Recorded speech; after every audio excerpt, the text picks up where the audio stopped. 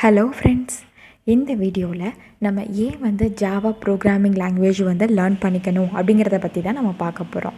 போன வீடியோவில் பார்த்திங்கன்னா ஜாவா ப்ரோக்ராமிங் லாங்குவேஜ்னால் என்ன, அதில் இருக்கக்கூடிய ப்ராசஸஸ் எல்லாமே பேசிக்கான ஹிண்ட்ஸ் நான் கொடுத்துருந்தேன். அந்த வீடியோ பார்த்துட்டு இந்த வீடியோவுக்கு வாங்க. அப்போ தான் ஏன் நம்ம ஜாவா ப்ரோக்ராமிங் லாங்குவேஜ் லேர்ன் பண்ணணும் அப்படிங்கிறது உங்களுக்கு புரியும். வீடியோக்குள்ளே போகிறதுக்கு முன்னாடி நம்ம edutut சேனலை நீங்கள் இது வரைக்கும் சப்ஸ்கிரைப் பண்ணல அப்படின்னா கீழே சப்ஸ்கிரைப் பட்டன் இருக்கும், அது மறக்காமல் கிளிக் பண்ணுங்கள். அப்படியே அது பக்கத்தில் பெல் நோட்டிஃபிகேஷன் ஐக்கான் இருக்கும், அதையும் கிளிக் பண்ணி அதில் ஆல் அப்படிங்கிற ஆப்ஷனை செலக்ட் பண்ணி வச்சுக்கோங்க. அப்போ தான் உங்களுக்கு ஃபர்தராக நோட்டிஃபிகேஷன்ஸ் காட்டும். நான் வீடியோஸ் அப்லோட் பண்ணுறப்ப நீங்களும் பார்த்து குவிக்காக லேர்ன் பண்ணிக்க முடியும். ஓகே ஃப்ரெண்ட்ஸ், இப்போ நம்ம ஏன் ஜாவா ப்ரோக்ராமிங் லாங்குவேஜ் லேர்ன் பண்ணணும் அப்படிங்கிறத பற்றி நம்ம பார்க்கலாம். ஸோ ஏன் நம்ம ஜாவா லாங்குவேஜ் லேர்ன் பண்ணணும் அப்படின்னு சொல்லி பார்த்திங்கன்னா ஃபர்ஸ்ட்டு ஸ்டூடெண்ட்ஸ் அவங்க ஸ்டடீஸ்க்காண்டி லேர்ன் பண்ணுவாங்க. ஸோ மோஸ்ட்லி அவங்க சப்ஜெக்ட்ஸில் அது இருக்கலாம். ஸோ அதுக்காண்டி ஸ்டூடெண்ட்ஸ் பார்த்திங்கன்னா கண்டிப்பாக லேர்ன் பண்ணுவாங்க. ஸோ அது மட்டும் இல்லாமல் ஸ்டூடெண்ட்ஸ் நெக்ஸ்ட் என்ன பண்ணுவாங்கன்னா ஒர்க்கிங் ப்ரொஃபஷனல்ஸாக மாறுவாங்க.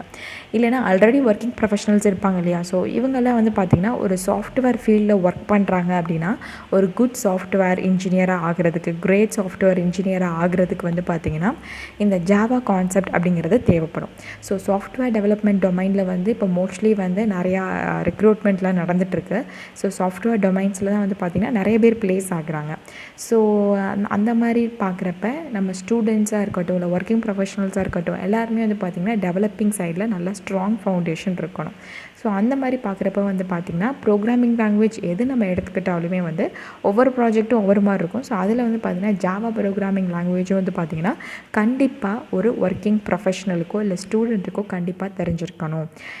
எதுக்குன்னு பார்த்திங்கன்னா ஒரு சாஃப்ட்வேர் டெவலப்மெண்ட் டொமைனில் நீங்கள் ஒர்க் பண்ண போகிறீங்க அப்படின்னா கண்டிப்பாக இந்த ஜாவா லாங்குவேஜ் அப்படிங்கிறத தெரிஞ்சிருக்க வேண்டிய ஒரு அவசியம் இருக்குது.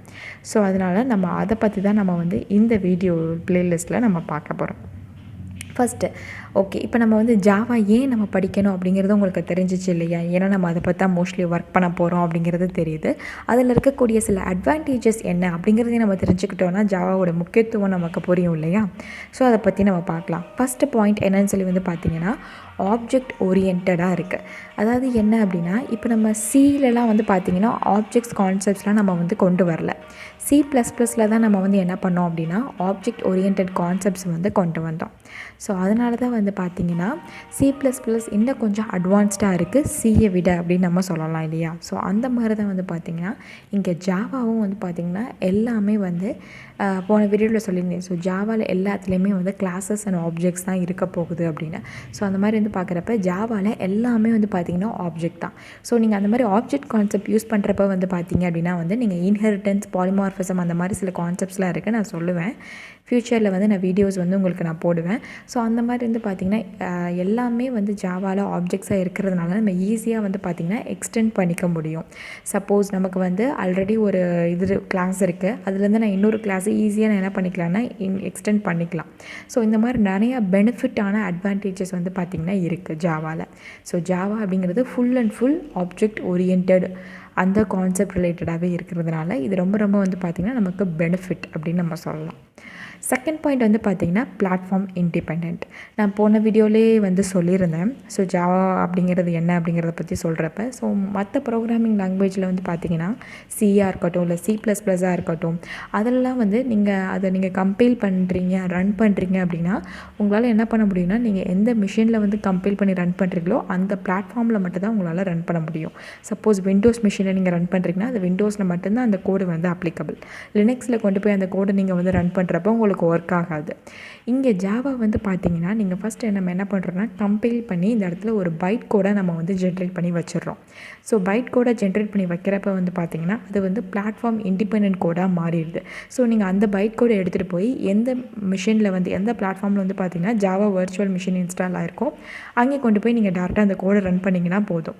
ஸோ இதுதான் பார்த்திங்கன்னா ரொம்ப பெனிஃபிட், மோஸ்ட் அட்வான்டேஜ்னு கூட நம்ம சொல்லலாம். ஸோ ஜாவா பார்த்திங்கன்னா இன்னொரு பெஸ்ட் அட்வான்டேஜ் என்னன்னு சொல்லி பார்த்திங்கன்னா பிளாட்ஃபார்ம் இண்டிபெண்ட்டாக இருக்குது. நீங்கள் ஒரு சிஸ்டம் ஒரு பிளாட்ஃபார்மில், அதாவது இப்போ என்னோடய மிஷினில் பார்த்திங்கன்னா விண்டோஸ் OS இருக்குது.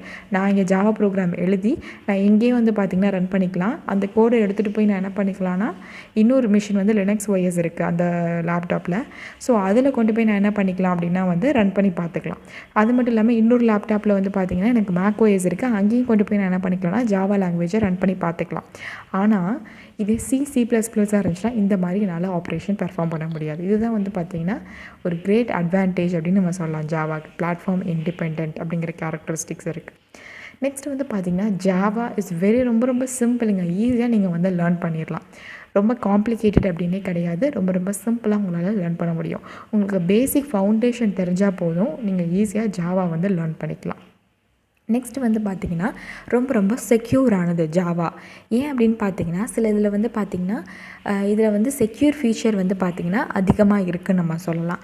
ஏன் அப்படின்னா நீங்கள் சில சாஃப்ட்வேர்ஸ்லாம் டெவலப் பண்ணுறதுக்கு உங்களுக்கு ரொம்ப ஹெல்ப்ஃபுல்லாக இருக்கும். ஸோ வைரஸ் ஃப்ரீ அந்த மாதிரி சில சிஸ்டம்ஸ்லாம் உங்களுக்கு நீங்கள் வந்து ஜென்ரேட் பண்ணுறதுக்கு இந்த பப்ளிக் கீ என்கிரிப்ஷன் மெத்தட்ஸ்லாம் வந்து பார்த்திங்கன்னா மோஸ்ட்லி ஆத்தென்டிகேஷன் டெக்னிக்ஸ் வந்து யூஸ் பண்ணுவாங்க.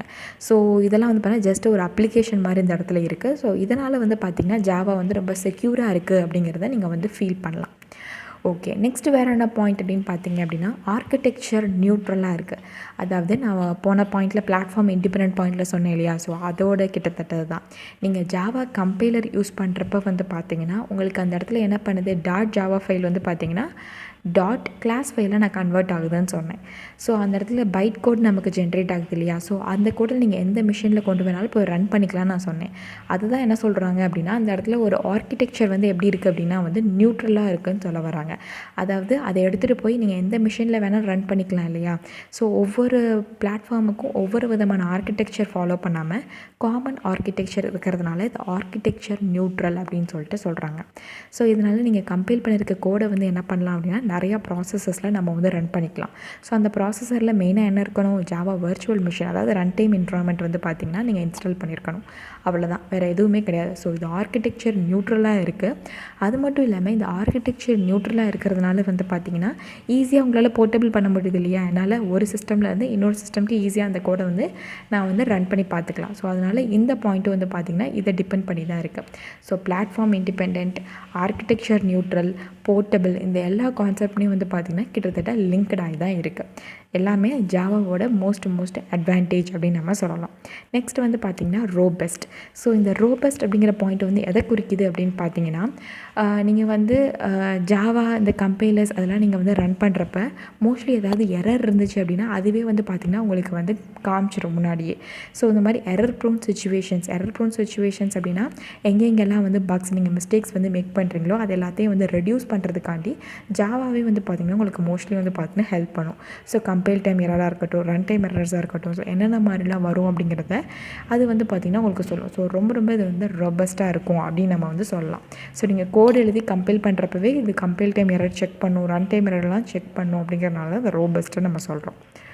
ஓகே ஃப்ரெண்ட்ஸ், இப்போ நம்ம ஏன் வந்து ஜாவா வந்து லாங்குவேஜ் வந்து லேர்ன் பண்ணணும் அப்படிங்கிறத வந்து பார்த்தீங்க. அதில் இருக்கக்கூடிய நிறையா அட்வான்டேஜஸ் பாயிண்ட்ஸ்லாம் நம்ம பார்த்தோம். அது மட்டும் இல்லாமல் இப்போ இருக்கக்கூடிய இந்த சாஃப்ட்வேர் டெவலப்மெண்ட் டொமைன் வந்து பார்த்திங்கன்னா ரொம்ப அதிகமாகிட்டே இருக்குது. நிறையா பேர் இதில் ஒர்க் பண்ணுறாங்க. ஸோ அவங்களுக்குலாம் வந்து பார்த்திங்கன்னா கண்டிப்பாக இந்த ஜாவா அப்படிங்கிறத தெரிஞ்சிருக்கணும். ஓகே, இப்போ ஏன் நம்ம ஜாவா லேர்ன் பண்ணணும் அப்படிங்கிறத பற்றி பார்த்தோம் இல்லையா.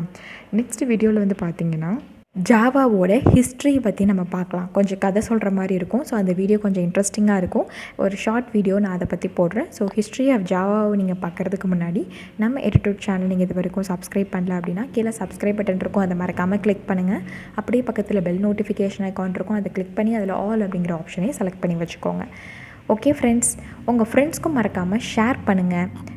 தேங்க்யூ ஃப்ரெண்ட்ஸ், கீப் வாட்சிங் அண்ட் சப்போர்ட் அஸ்.